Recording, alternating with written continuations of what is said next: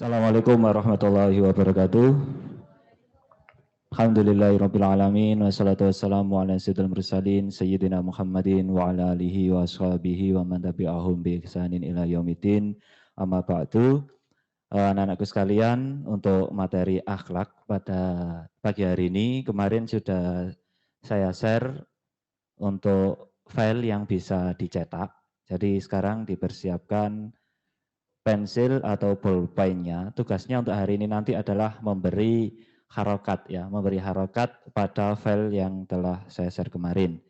Jadi file yang saya share kemarin itu sebenarnya saya mengambil dari kitab fikih, yaitu kitab Fathul Qorib.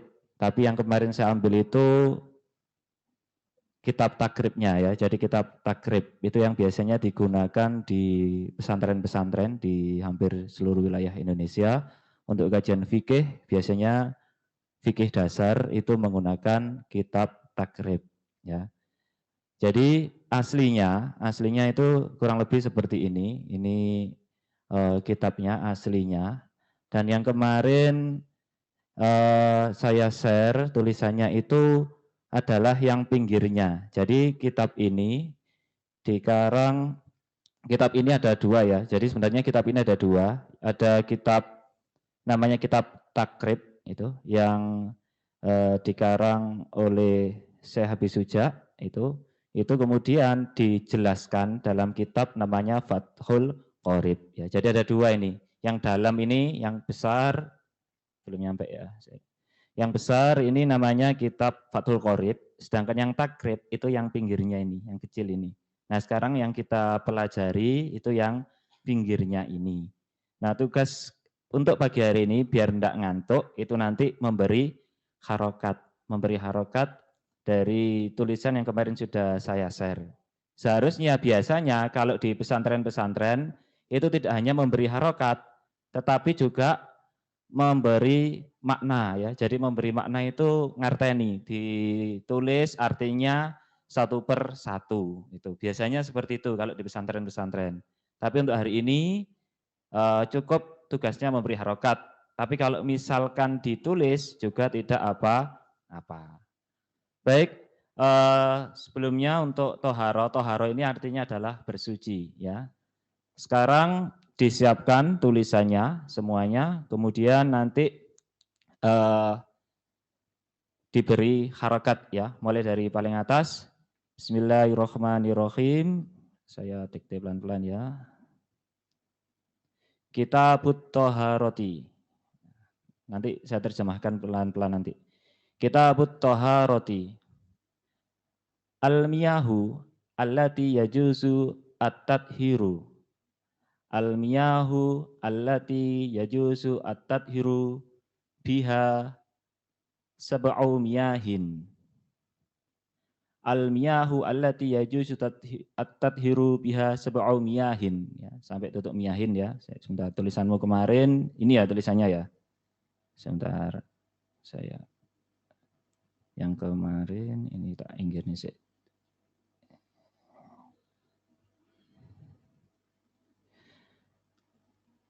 Al-miyahu allati yajuzu at-tadhiru biha sab'u miyahin. Ya.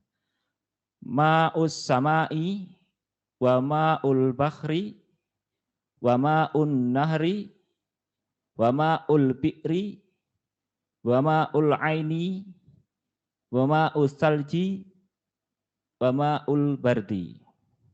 Ya. Saya ulangi sampai tutup bardi ya. Baris kedua yang awal itu saya ulangi, saya baca pelan-pelan. Al-miyahu allati yajuzu at-tadhiru biha sab'u miyahin. Ma'us sama'i wa ma'ul bahri wa ma'un nahari wa ma'ul bi'ri wa ma'ul aini wa ma'us salji wa ma'ul bardi. Nah, biasanya kalau di pesantren itu diterjemahkan menggunakan bahasa Jawa biasanya. Kenapa? Karena bahasa Jawa itu lebih lengkap kosakatanya daripada bahasa Indonesia. Contoh misalkan untuk mendefinisikan satu kata, misalkan jatuh itu dalam bahasa Indonesia, dalam bahasa Jawa itu nanti macam-macam, ya toh. Kalau misalkan jatuhnya itu barang jatuh ini biasanya orang-orang nyebut ceblok atau lugur lek basa Surabayaan. Ya toh. Kalau misalkan kita jatuh dari motor jatuh namanya tiba, kan gitu. Tiba pun juga macam-macam, ya toh. Kok misalnya tiba nang ngarep jenenge nyelungup, ya toh. Lek irunge dhisik jenenge nyosop, ya toh. Lek cangkeme dhisik jenenge ndelosor. Lek tiba nang mburi jenenge ngeblak. Bokonge dhisik jenenge ndelosor. Nah, ya oh, ndeprok ya lek bokonge dhisik ya, itu.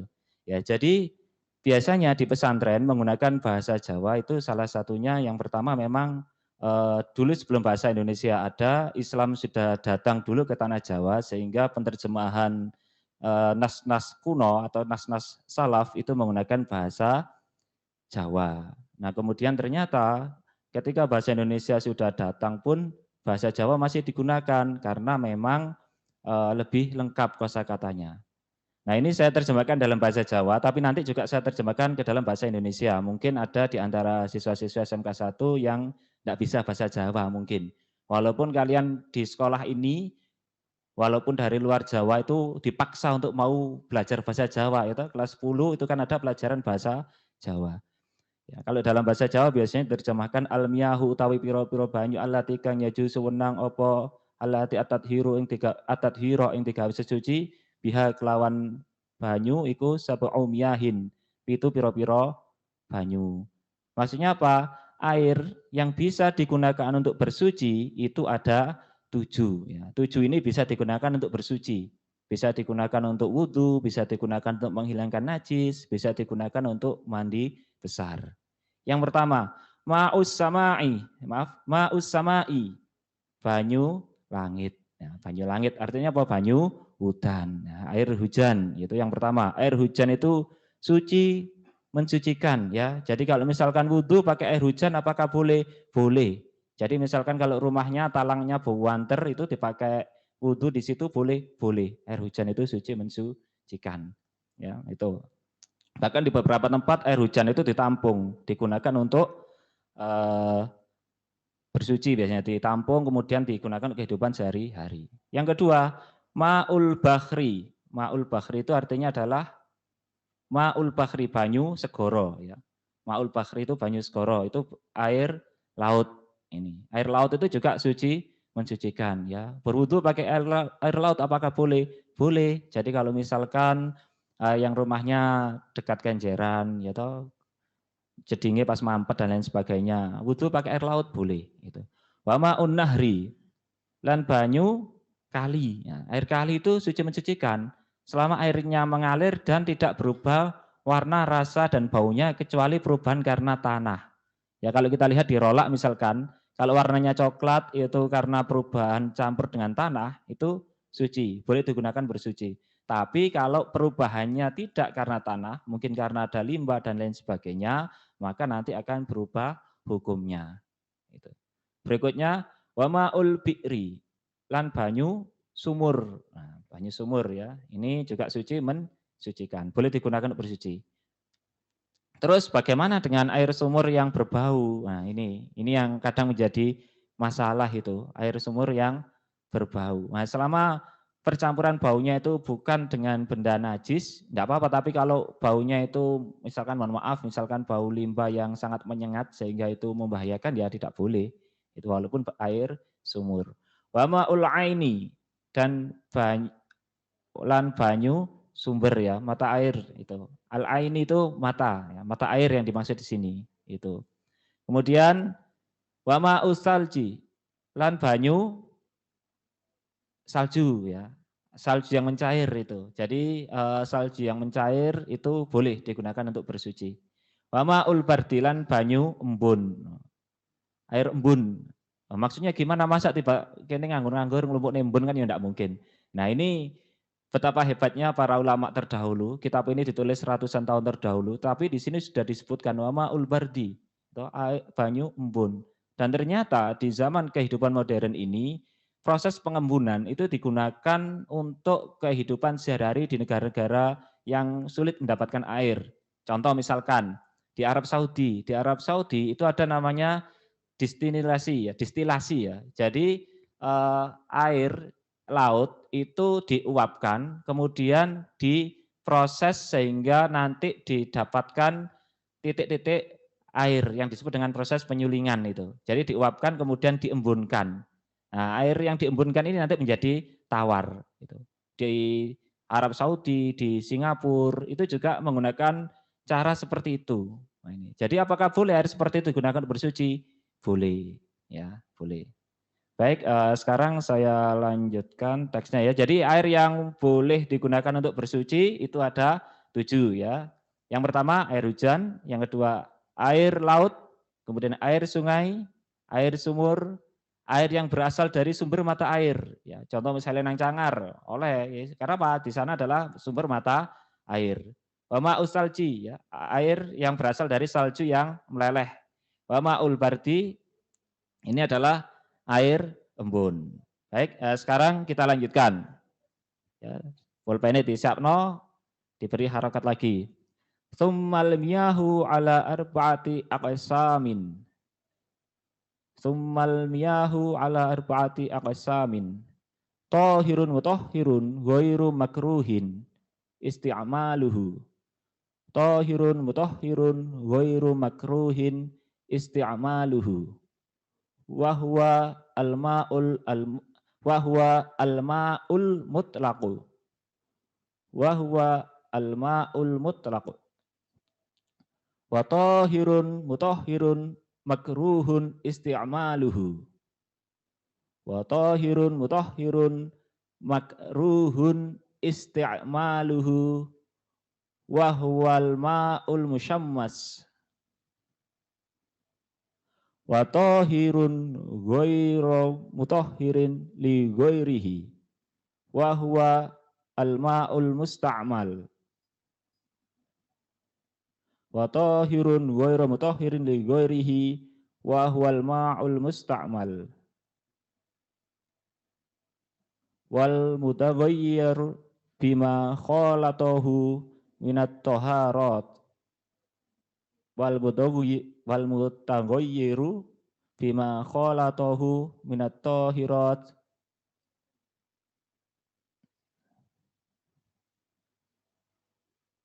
wa ma'u najasin wa huwa allazi khalat fi najasatun.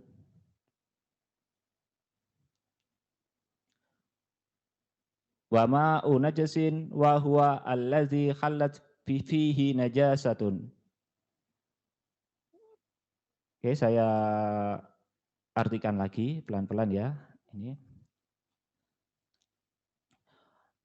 Summa almiyahu itu.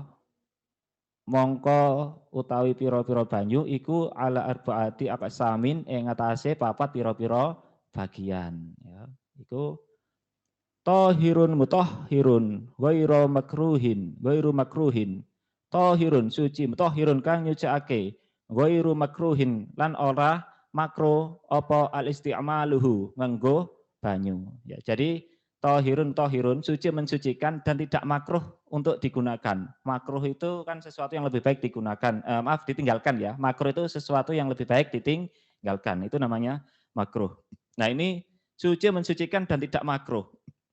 Karena ada yang suci mensucikan tetapi makruh itu ada. Ya, biasanya kalau pembagian air di buku-buku pelajaran kita itu kan ada 3. Suci mensucikan, suci tapi tidak mensucikan, ada juga air yang najis. Nah, tapi dalam kitab ini itu ada 4. Karena apa? Karena yang suci mensucikan itu nanti dibagi menjadi 2.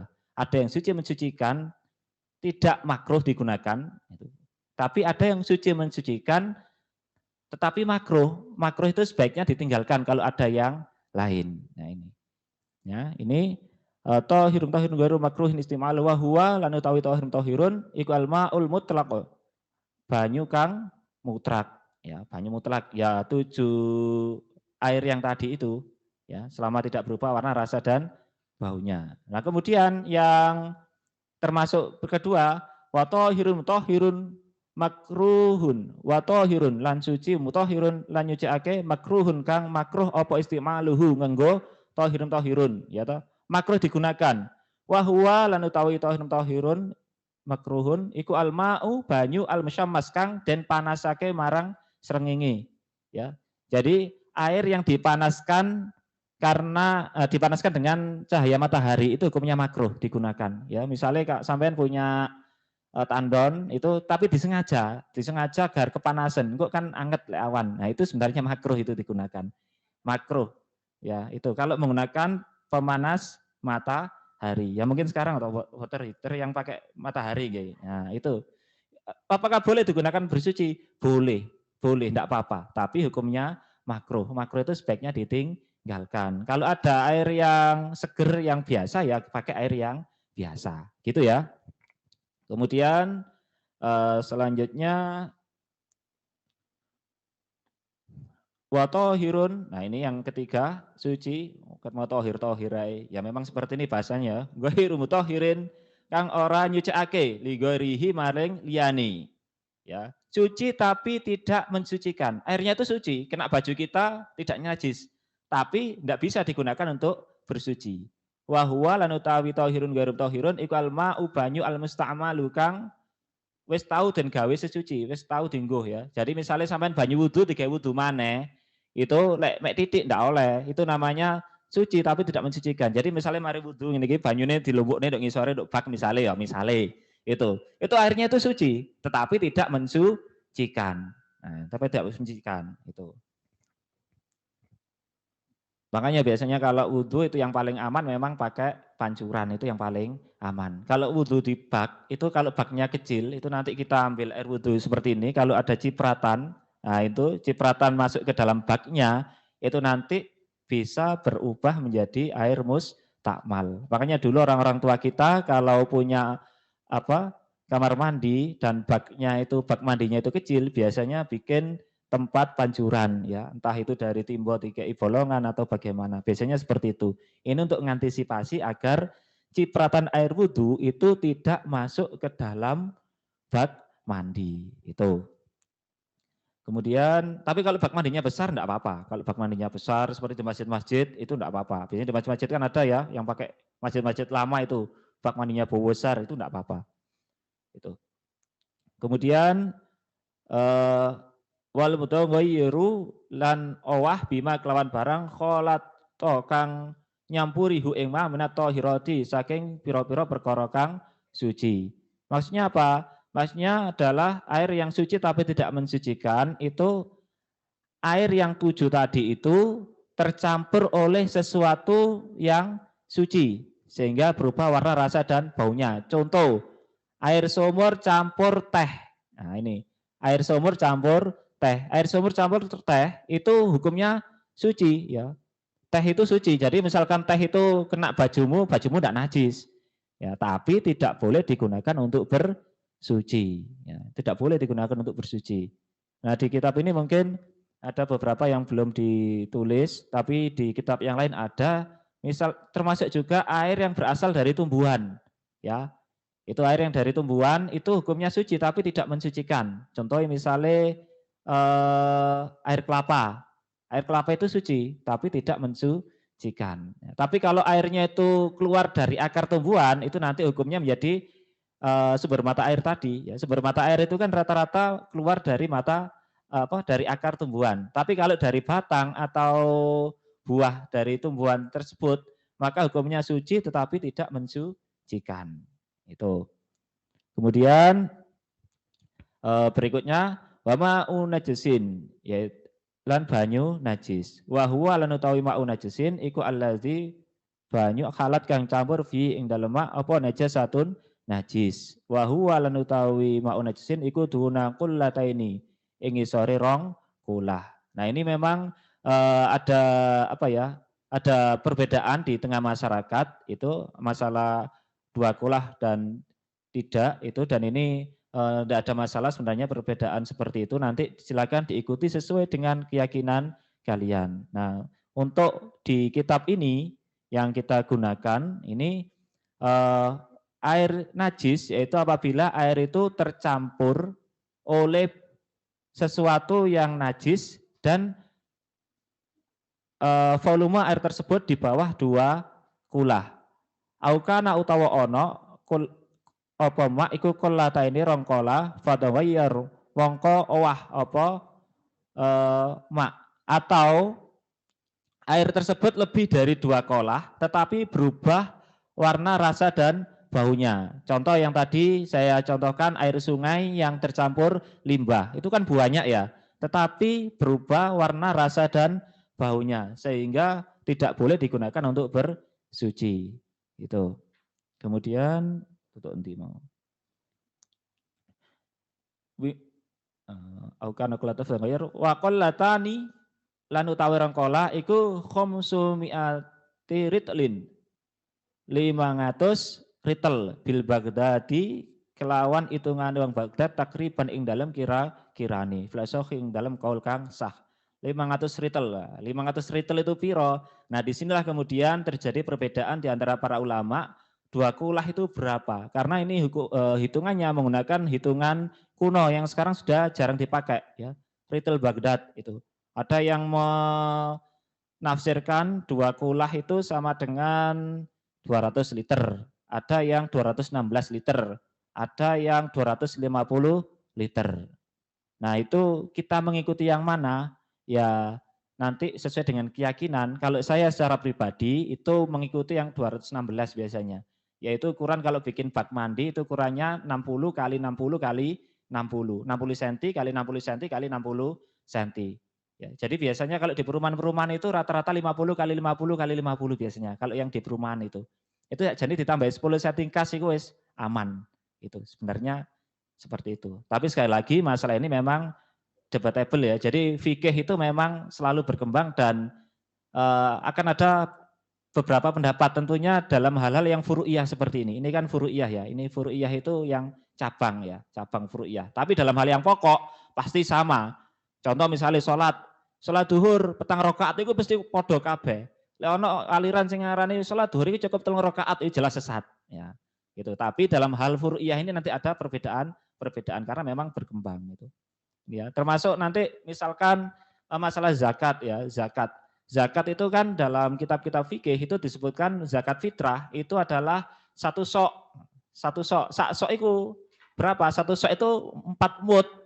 Nah, sak mud itu piro? Sak mud itu sak gegeman ngene iki wong Baghdad. Nah, karena dulu itu berbasis volume dan sekarang itu hitungan berbasis berat, sehingga kemudian terjadi perbedaan pendapat. Ada yang kira-kira atau menafsirkan itu 1 mud itu kurang lebih 6 ons. Kalau 1 mud 6 ons berarti 1 sok itu 2,4 kilogram. Nah, itu sak mud 6 ons. Tapi kemudian ada yang menafsirkan tangannya yang Baghdad itu gede-gede atau orang Irak tangannya gede-gede. Sehingga sak mud itu kurang lebih 7 ons misalkan.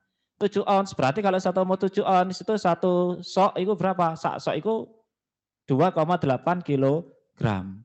Sehingga kemudian ada yang dibulatkan menjadi 3 kilogram. Makanya zakat itu ada yang 2,5, ada yang 3 kilogram. Nah, kita di sekolah kita tidak mengambil resiko, itu kita ambil yang hitungan besar yaitu 3 kilogram. Seandainya ada sisanya nanti insya Allah menjadi sedekah bagi yang mengeluarkan. Ya, itu. Tapi kalau misalkan kamu sudah yakin, Pak 2,5 itu cukup, ya silakan kalau memang sudah yakin. Itu. Kalau di rumah nanti misalkan sudah yakin ya silahkan. Tapi di sekolah kita mengambil yang hitungan besar. Tuh. Sudah, ini adalah yang berhubungan dengan air ya, air tadi.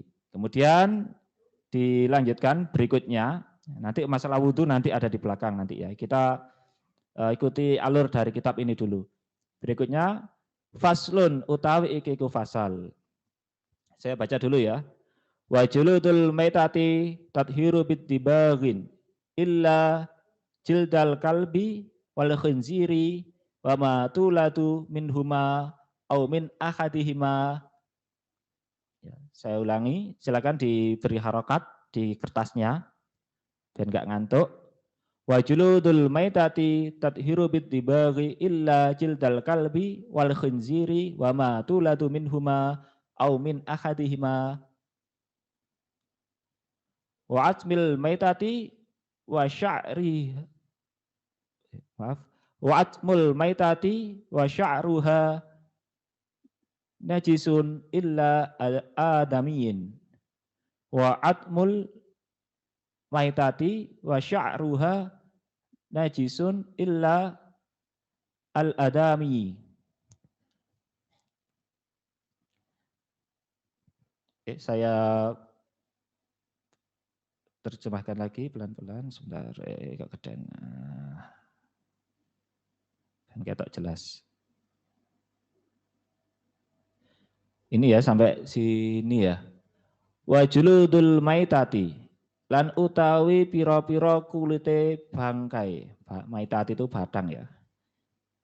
Iku tadhiru bisa suci bitibagin kelawan den sama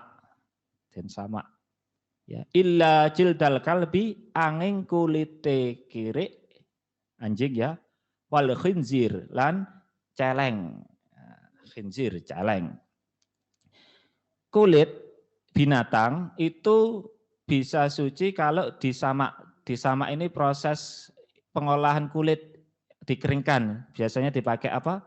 Dipakai baju atau jaket ya, jaket, sepatu, termasuk dipakai kulit apa? Biasanya beduk itu ya. Kalau zaman dulu dipakai tempat minuman juga. Kalau zaman dulu itu suci ya, bisa suci dengan cara disamak. Nah, disamak itu memisahkan daging dan darahnya, dibersihkan, kemudian diberi obat-obat tertentu, ya biar awet itu disamak itu. Tapi di sini saya tidak menjelaskan secara detail proses menyamak itu seperti apa, karena itu bukan keahlian saya untuk nyamak.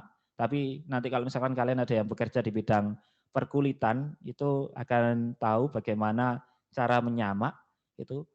Jadi kulit yang disamak itu suci kecuali ya toh, kulitnya kalbi. Kalbun itu adalah anjing ya, anjing kalbun. Kalbun itu anjing ya. Makanya hati-hati.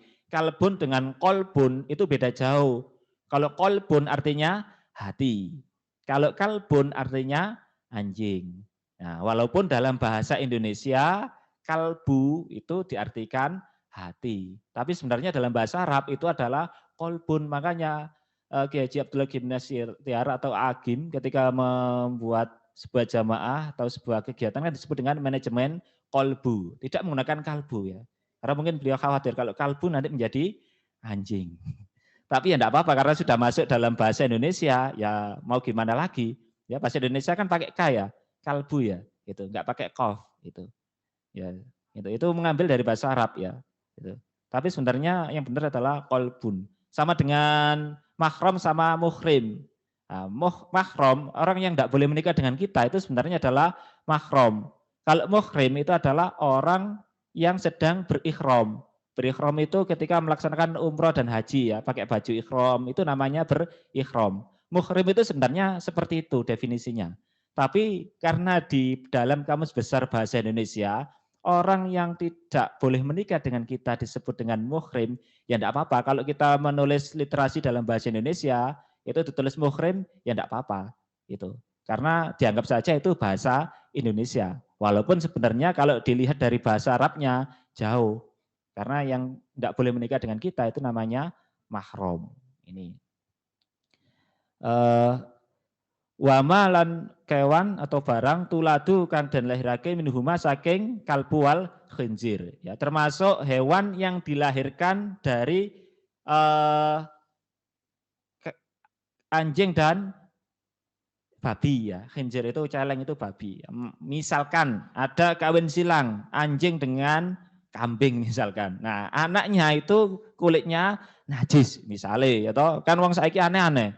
Kawin silang ya toh, anjing dengan kambing atau apa ya. Itu najis itu nanti anaknya itu. Hukumnya sama dengan mboknya ya, sama dengan mboknya itu. Atau yang tidak melalui proses melahirkan, misalkan apa sekarang ya, cloning ya. Cloning itu nanti juga najis sama. Au min ahadima utawa saking salah sijine kalbun wal khinzir.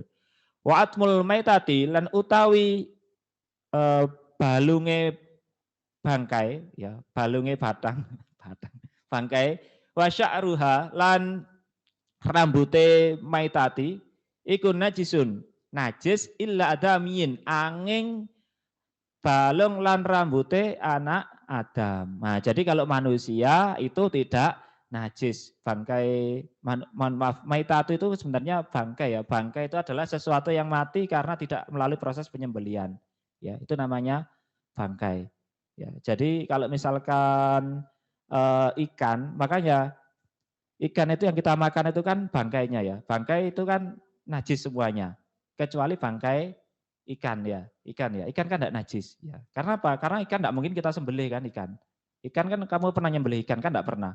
Ya, jadi yang definisi bangkai itu sesuatu yang mati karena tidak melalui proses penyembelihan. Ya, tapi kalau melalui proses penyembelihan, kalau hewan itu hewan yang halal, maka hukumnya juga menjadi halal. Contoh misalnya ayam, kemudian kambing, kemudian sapi, kerbau, selama hewan itu hewan yang halal, disembelih dengan cara yang baik, maka dagingnya adalah daging halal dan hewannya hukumnya suci.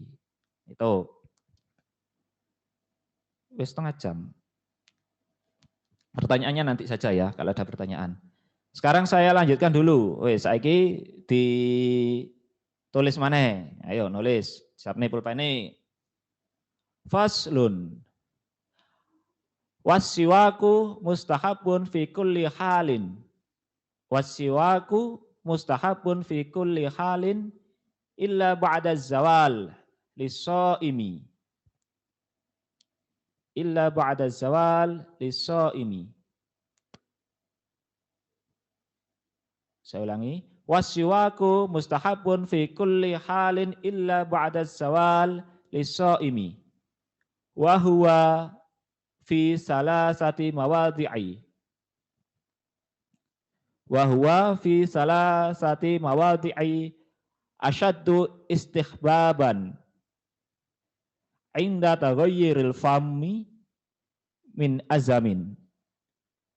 Inda taghayyuril fammi min azamin wa ghairihi wa indal qiyami minan naumi wa indal qiyami minan naumi wa indal qiyami ilas sholati wa indal qiyami ilas sholati ya. Ya, jadi biasanya kalau ngaji di pesantren-pesantren itu langsung diterjemahkan satu persatu. Kalau tadi kan saya baca panjang itu biar kamu mudah memberikan harokat. Ya. Wasiwaku lan utawi siwak iku mustahabun dan sunnahake fi kulli halin ing dalem saben-saben tingkah. Illa ba'da zawali angin ing dalem sakwuse ling sire srengenge liso imi ketuwe wong kang poso.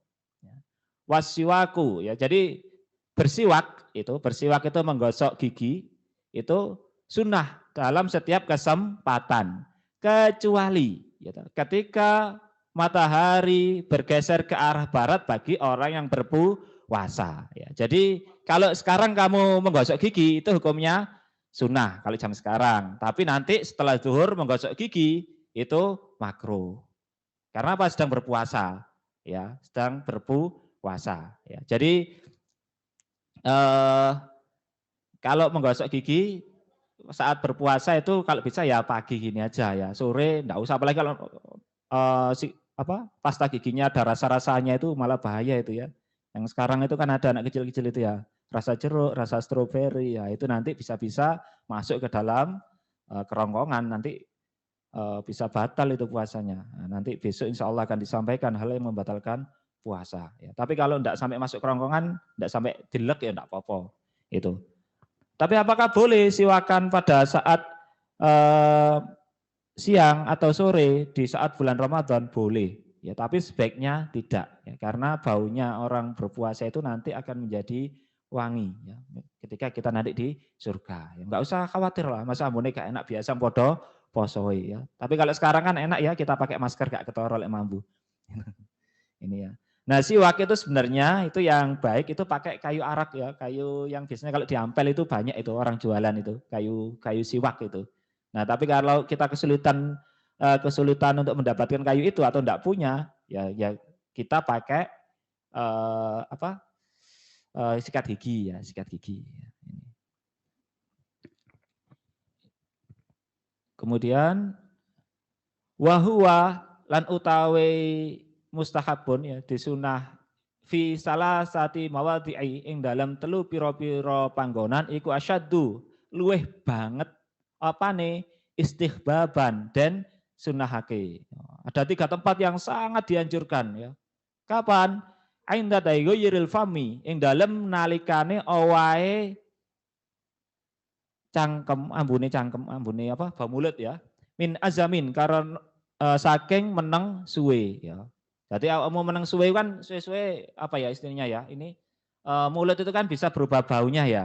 Nah, itu disunahkan untuk bersiwak ya. Wa ghairihi lan saliyane azamin. Wa indal qiyam lan ing dalem nalikane tangi minan naumi saking turu. Nah, tangi turu itu disunahkan untuk menggosok gigi. Ya, makanya ada lagunya itu sebenarnya sudah tepat itu. Bangun tidur terus mandi. Ya, tidak lupa menggosok gigi. Ya. Tapi misalkan tidak mandi, gosok gigi saja minimal ya. Sunahnya seperti itu. Nah, ini. Wa indal qiyami lan ing dalem nalikane ngadeg ila sholati maring salat. Ya, kate salat itu juga disunahkan untuk menggosok gigi. Ya, kalau di pesantren-pesantren biasanya anak-anak itu bawa siwak yang dari kayu itu. Jadi disak ngono kok wayahe kate salat digawe siwakan itu. Itu sing apik ya. Kadang ono mohon maaf gak nggawa kayu siwak kepingin mengambil kesunahannya itu ya mohon maaf kadang ada yang pakai iki. Apa iki? Baju. Ya apakah boleh? Ya boleh-boleh saja tapi kan ya gilani ya toh. Baju gini digawe kadang gini ada yang seperti itu. Ingin mendapatkan saking kepinginnya mendapatkan pahala dari bersiwak itu. Sampai menggunakan ini apa? Kainnya baju itu. Ada yang sampai seperti itu ya. Karena ini memang sangat dianjurkan bersiwak itu. Dan fadilahnya siwak itu luar biasa. Itu nanti kalau kalian mempelajari kitab misalkan di Riyadhus Shalihin atau di kitab-kitab yang lain itu dijelaskan ya hadis-hadis Nabi yang menjelaskan tentang fadilah dari bersiwak. Nah, tapi kalau yang di kitab ini karena kitab ini fikih, maka biasanya untuk fadilah-fadilah itu tidak banyak dijelaskan. Karena fikih itu biasanya lebih pada apa yang kita lakukan itu saja. Ini. Wis, sekarang kita lanjutkan. Itu tadi kan pembukaan toh. Nah, saya baru masuk. Faslun ya, faslun untuk iki ya. Utawi iki ku fasal. Wa furudul wudu'i sittatu asya'a. An-niyatu 'inda ghuslil wajhi. Wa ghuslul wajhi wa ghuslul yadaini ilal mirfaqaini. Wa mashu ba'd ar-ra'si wa ghuslu rijlaini ilal ka'baini wa tartibu ala ma dzakarnahu. Saya ulangi. Wa furudul wudu'i wa furudul wudu'i sittatu asya'a. An-niyatu 'inda ghuslil wajhi wa ghuslul wajhi wa ghuslul yadaini ilal mirfaqaini wa mashu ba'dar ra'si wa ghuslur rijlaini ilal ka'baini wa tartibu ala ma dzakarnahu. Oke, sekarang saya terjemahkan. Wa furudul wudu'i lan utawi pira-pira fardune wudu iku sittatu asya'a, 6 pira-pira perkara.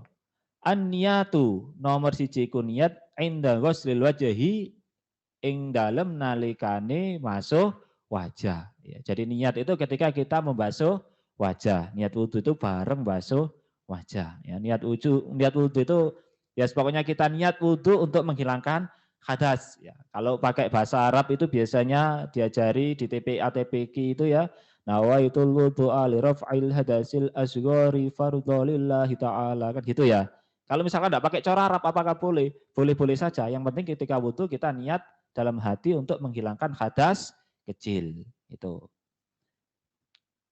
Nah, nomor loro, mari itu nomor 1 niat ya. An-niyatu 'inda ghuslil wajhi. Nomor 2, wa ghuslul wajhi, membasuh wajah ya, basuh wajah. Ghuslul wajhi itu membasuh wajah. Nah, sekarang batasannya wajah itu apa? Batasannya wajah yaitu tempat tumbuhnya rambut manusia secara umum. Ya, secara umum rambut begini ya. Tuh, lalu tempat ini telinga ini. Nah, ini telinga ini batasannya apa? ujungnya telinga ini loh, duduk kuping ini duduk ujungnya telinga ini ya. Ini kemudian sama bawahnya dagu. Ini adalah batasan wajah ya. Jadi rambut, tempat tumbuhnya rambut manusia secara umum ya. Karena ada yang tidak umum rambutnya tumbuh di sini ya. Umumnya untuk gini ya tutup gini ya. Gak usah misalnya Pak ini budak itu tutup gini berarti ujungnya tutup gini. Enggak. Ya, tetap seperti ini umumnya. Kemudian ini batasnya telinga ini tempat apa ini? Ya enggak, ya kulit telinga ini loh. Ini sampai sini ya. Itu untuk batasan wajah ya, wajah. Membasuh wajah. Kemudian wa ghuslul yadaini lan basuh tangan loro ilal mirfaqaini maring sikut loro ya. Tutuk sikut. Ya, jadi tangan sampai pada siku ya itu. Makanya kalau wudhu ini untuk yang perempuan biasanya di masjid-masjid itu selalu ditaruh di dalam ada tutupnya biasanya kalau perempuan. Karena harus buka sampai siku dan itu kan termasuk aurat sebenarnya ya itu. Jadi kalau wudhu ditekuk sampai dhuwure siku bajunya ya itu. Kemudian wamashu ba'doroksi ngusap sebagiane kepala. Wa maskulan ngusap ba'doroksi yang sebagiane sirah ya ba'doroksi. Wa masku ba'doroksi sorry. Wa masku ba'doroksi ngusap sebagiane sirah. Nah ini ya. Jadi beda nih kalau yang awal tadi goslu itu membasuh itu butuh air, ngambil air seperti ini ya, diambil kemudian. Nah kalau basuh itu tangan cukup dibasahi, kemudian diusapkan. Itu namanya basuh. Wamasku ba'droksi basuh sebagiannya sirah. Ya. Jadi sebagian sirah. Lah batasannya apa? Batasan adalah tempat tumbuhnya rambut secara umum ini batasan sirah itu. Sehingga apakah boleh misalkan yang dibasuh di belakang sedikit gini apakah boleh? Sebenarnya boleh-boleh saja, tidak ada masalah sebenarnya. Itu sudah sah. Tapi umumnya biasanya adalah di depan. Ya tahu umumnya kan seperti itu. Nah yang lebih baik lagi itu seluruh kepala itu dibasuh dari depan ke belakang, dari belakang ke depan. Itu yang baik seperti itu. Jadi bedanya kalau ngusap itu tangan cukup dibasahi kemudian diusap nih. Tapi kalau basuh ambil air kemudian dibasuhkan. Jadi ada air yang mengalir itu namanya basuh. Jadi waktu mengusap kepala itu tidak perlu kalian ngambil air kemudian bior, ini tidak perlu ya. Biasanya kan ada yang seperti itu ya, nggak ngerti. Yuk banyu sirai bior, mau teles kabeh akhirnya. Itu karena apa? Mashu ba'droksi itu mengusap, cukup diusap gitu.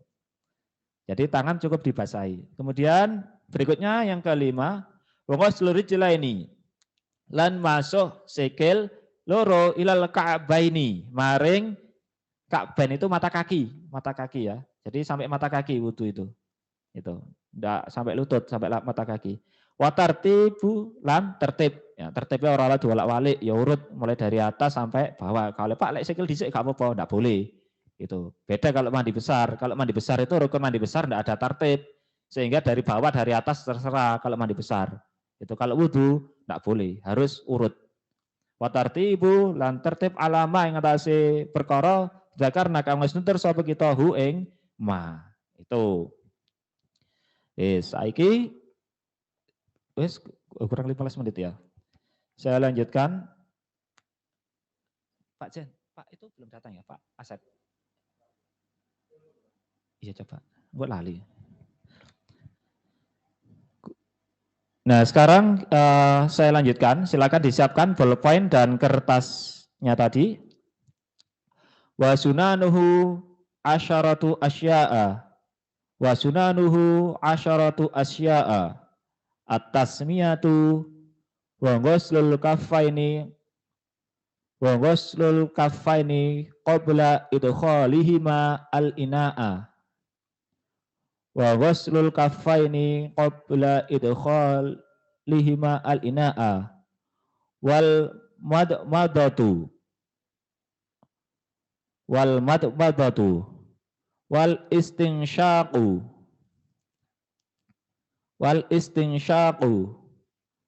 wa mashu jami'i ra'si wa mashul udhunaini dohirihima wa batinihima bima'in jadidin wa takhlilul likhyati al-kassati wa takhlilu asabi'i al-yadaini wa rijlain wa taqdimul yumna 'alal yusra wa taharatu salasan wal muwalatah. Ya. Nah, yang ketinggalan setelah ini diikuti saat saya terjemahkan. Oke, sekarang saya terjemahkan. Wa sunanuhu lan utawi pira-pira sunahe wudu iku asyarata asya'a. Maaf, asyaratu asya'a. 10 pira-pira perkara. At-tasmiyatu nomor 1 yaiku maca bismillah. Ya sadurunge wudu nomor 1 sunahe maca bismillah ya. Kemudian yang kedua wa maslul kaffaini lan basuh epek-epek loro. Epek-epek itu telapak tangan ya, telapak tangan. Itu epek-epek iki jenenge lek basa Jawa, telapak tangan. Wa ghuslul kaffaini qabla idkhalihima al-ina'a. Ing dalem sadurunge nglebokake kaffaini al-ina'a ing wadah. Nah, jadi kalau misalkan tempat wudhu di rumah kalian itu berupa jedingan, itu jeding gede kok masjid zaman biyen ya. Lek tangi turu niku sadurunge atau sebelum tangannya dimasukkan ke dalam bak itu dibasuh terlebih dahulu, disiram banyu dhisik tangane ya. Kan kita enggak tahu tidur itu megang apa saja ya. Pas ngukur sesuatu yang kotor ya toh ono gatel nduk ngene pinggire dubur dikukur marang ngono kenek. Ya, itu jadi dibasuh dulu, jangan langsung dimasukkan ke dalam bak mandi. Itu. Kemudian wal matmadatu. Matmadatu itu kemu. Kemu ya, berkemu, berkumur. Wal istinsyaqu lan nyesep banyu marang irung. Listinsyak itu nyesep banyu marang irung. Jadi ambil air kemudian apa? Dihirup. Nah, dihirup ini. Nah, ini menurut beberapa penelitian, istinsyak ini bisa mengurangi potensi kita terkena virus ya. Tapi sekali lagi manusia hanya bisa berusaha ya. Ketika Allah berkehendak ya dilakoni ya. Misalnya mohon maaf sekarang virus corona misalkan ya. Pak aku wis insinsak sampai itu jemur kok cek kena ya itu takdir. Yang penting kita sudah berusaha ya. Yang penting berusaha. Ini dan ini hukumnya sunnah istinsyak itu menyesep banyu marang irung. Kecuali lek poso, kalau puasa gini ya jero-jero lek nyesep ya didik ae, wae puasa dijelep ya toh. Karena apa? Ini kalau kita nyesepnya dalam itu bisa masuk ke dalam rongga pencernaan itu. Ya itu. Makanya dulu ada kasus orang itu minum lewat hidung itu ada dulu tapi sekarang sudah jarang. Wa mashu jami'i ra'si lan ngusap sebagai sekabehane sirah. Ya, ini ya. Jadi tadi waktu kita ngusap itu tadi kan yang rukun wudhu ba'du ra'si ya sebagian kepala. Nah, ini kalau diusap semua itu hukumnya sunnah. Wa mashul udhana ini lan masuh kuping loro. Dohirima rupane jabone kuping loro wa batinihma lan jerone kuping loro. Bimain kelawan banyu jaditin kang anyar. Yang njupuk banyu digawe masuk telinga dalam sama telinga luar ya, bukan air setelah ngusap kepala kemudian langsung dilanjutkan ke telinga, tetapi setelah ngusap kepala ambil air dulu kemudian diusapkan ke telinga. Insya Allah kalau ini kalian sudah itu ya, kalau yang di TPQ mulai ini sudah pernah anu ya apa istilahnya sudah diajari seperti itu kan, ini hanya mengingatkan saja. Ini wa takhlilul lihyati lan nyelani jenggot al kasati kang ketel. Lek jenggote ketel iku sunahe di apa istilahnya? Dinyelan-nyelani itu. Jadi ambil air kemudian di wa takhlilul asabi'i lan nyelan-nyelani pira-pira wa takhlilul asabi'il yadaini lan nyelan-nyelani pira-pira driji tangan loro wa rijlaini lan sikil loro ya. Jadi tangan itu di sela-selaan itu ya di ngene iki lho ya. Ini. Wa taqdimul yumna lan dhisikne anggota tengen alal yusra ing atase anggota kiwa. Ya, mendahulukan yang kanan daripada yang kiri. Wa taharatu lan sesuci salasan kelawan telu, salasan kelawan telu, ping telu-telu.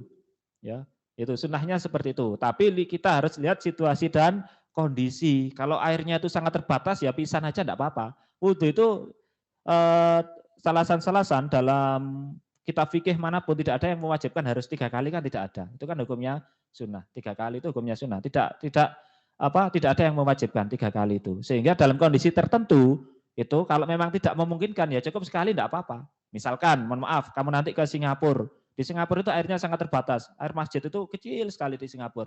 Itu kalau kamu sampai 3 kali, wudhu itu suwe, itu kasihan yang antri. Ya cukup sekali saja, yang penting sudah kena semua. Ya misalnya kepala itu, maaf, wajah itu sekali langsung kena semua. Seperti itu. Nah kalau kita di Indonesia air melimpah, 3 kali tidak apa-apa di Indonesia air melimpah. Tapi kalau di negara-negara lain yang air itu sangat terbatas, ya kita sekali saja ini. Karena apa? Kita mendahulukan yang wajib ya. Karena wajibnya itu kan apa ya? Penghematan air itu kan wajib dihemat digunakan ya. Itu hemat itu kan wajib itu. Bahkan dalam kondisi tertentu misalkan kalian ada di tengah tempat yang di situ air hanya bisa digunakan untuk minum. Nah itu kalau mau sholat bagaimana? Padahal ada 2 pilihan, dipakai minum apa dipakai wudhu. Maka kita dahulukan dipakai minum. Untuk wudhunya kita pakai apa? Kita gunakan tayamum. Nah, disinilah kita perlunya untuk belajar ya. Kita perlunya untuk belajar itu agar kita bisa mengambil keputusan dalam situasi dan kondisi tertentu. Contoh misalkan, mohon maaf, naik pesawat. Ini ya, naik pesawat itu jamaah haji atau umroh naik pesawat dari Jakarta ke Mekah itu sekitar ke Jeddah itu sekitar 10 atau 11 jam. Nah itu di atas pesawat, maaf bukan di atas ya di dalam. Di dalam pesawat itu ada toiletnya dan ada airnya. Pak tak gawe wudhu gak apa-apa, jangan. Kenapa? Karena terbatas walaupun ada airnya. Ya, didahulukan untuk kepentingan yang lain.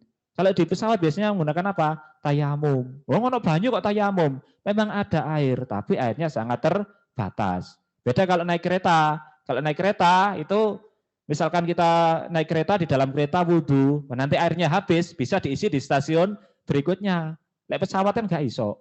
Dari Surabaya ke Saudi atau ke Amerika itu kadang nggak berhenti sama sekali, gitu, nggak bisa ngisi air, begitu ya. Termasuk, mohon maaf, kadang kenapa kok istinja di pesawat itu pakai tisu, nggak pakai, ya. Ada kalau penerbangan dekat mungkin pakai air ya, nggak masalah. Surabaya Jakarta itu istinja itu cawi ya, pakai air nggak apa-apa. Tapi kalau di penerbangan jauh, kadang airnya itu kan terbatas. Ya mau nggak mau akhirnya nggak tisu, gitu. Karena apa? Keterbatasan air. Dan itu sebenarnya akan kita bahas di bab berikutnya ini, tapi karena narasumbernya sudah hadir ya, nanti narasumber setelah saya ini luar biasa. Beliau itu seorang qori ya, internasional itu. Luar biasa nanti ya, nanti kalian akan berkenalan dengan beliau. Jadi sebenarnya untuk materi yang selanjutnya ini masih banyak ya, masalah istinja, kemudian yang membatalkan wudhu apa saja itu. Jadi ini sebenarnya materi-materi ringan, tetapi sering jadi masalah, itu sering jadi masalah itu. Contoh misalkan, mari wudhu mangan. Pak mangan ini batali wudhu. Cari sopo ya, kan ada yang seperti itu. Nah, ada yang memang ada beberapa makanan khusus ya, tapi di Indonesia sepertinya tidak ada makanan itu. Ini ada. Ya, jadi makanya di kitab-kitab fikih biasanya makan itu bukan termasuk hal yang membatalkan wudhu di kitab-kitab fikih. Memang ada hadisnya, makan makanan jenis tertentu itu bisa dianjurkan untuk wudhu lagi, ada memang. Tapi dalam kajian fikih itu makan bukan termasuk hal yang membatalkan wudhu. Lek batal nih poso, iya kan you know. Ya, itu. Oke, sebelum saya lanjutkan masih ada sekitar 4 menit. Mungkin ada yang ditanyakan 1 atau 2 saja. Nanti ada yang ditanyakan silakan raise hand ya. Yang ada yang ditanyakan silakan raise hand. 1 atau 2 saja penanya. Kalau tidak ada ya alhamdulillah nanti kita lanjutkan saat di kelas ya. Mungkin ada yang ditanyakan, silakan raise hand untuk masalah kajian fikih pada pagi hari ini. Yang di sini tidak ada yang ditanyakan? Tidak ada ya?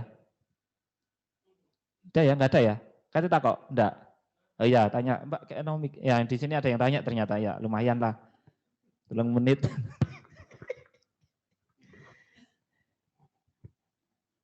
Ini kan belum selesai. Ada yang belum selesai. Ya. Terus bagaimana?